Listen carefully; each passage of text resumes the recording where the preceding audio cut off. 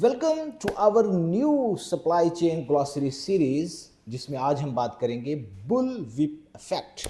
Yes, अगर आप supply chain professional हैं या सप्लाई चेन ग्रेजुएट हैं तो ये टर्म आपने डेफिनेटली सुनी होगी। ये टर्म है क्या, नहीं जानते? तो let's start with us. I am Waqas Ali, lean six sigma supply chain and productivity practitioner, consultant and trainer. If you don't have subscribed this channel, please subscribe and don't forget to press bell icon so you can get our updated videos at earliest. So let's talk about bullwhip effect. bullwhip effect जो है ये basically एक phenomena है in supply chain, यानी आपकी जो smaller fluctuation in demand at the customer level lead to progressively large fluctuations in demand at the wholesaler, distributor and manufacturer, and as well as it also impacts on raw material suppliers. So bullwhip effect आपकी छोटी C customer की requirement या demand जिसको हम कहते हैं उसमें अगर मिस कैलकुलेशन हो जाती है तो हर स्टेप के ऊपर आपकी इन्वेंट्री बढ़ने के चांसेस ज़्यादा हो जाते हैं। आप इसको रिमूव कैसे कर सकते हैं? बुल विप इफेक्ट अगर आपकी सप्लाई चेन में आ जाता है तो आप उसको मिटिगेट कैसे कर सकते हैं?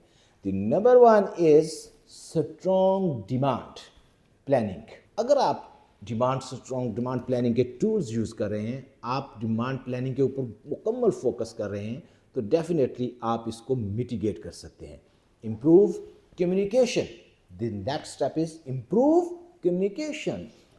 अगर आप अपने एंड लेवल तक आपकी कम्युनिकेशन बहुत स्ट्रॉन्ग है कि जैसे ही आपका किसी भी चीज़ के ऊपर इफेक्ट आता है तो फौरी कम्युनिकेशन होती है, प्लस हो या माइनस हो, डिमांड इंक्रीज हो रही हो या डिमांड डिक्रीज हो रही हो, कम्युनिकेशन हमेशा से कम्युनिकेशन, कोलैबोरेशन, कोऑर्डिनेशन ये हमेशा से किसी भी अच्छी सप्लाई चेन का असासा रहे हैं। किसी भी अच्छी सप्लाई चेन के लिए ये बहुत ज़रूरी है। By improving your communication you can mitigate, you can decrease the risks of bullwhip effect. इसके अलावा आपके अगर लीड टाइम्स कम हैं, yes, by reducing lead time you can also mitigate the risk of bullwhip effect.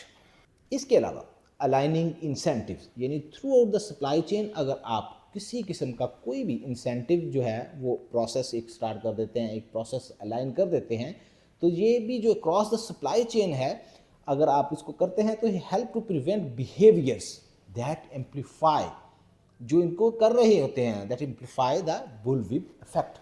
ये 4 से 5 चीज़ें तकरीबन आपको देखनी पड़ेगी। What are these? Once again we repeat, improve communication and coordination, demand smoothing, demand planning and reducing lead time, and the last one is aligning the incentive.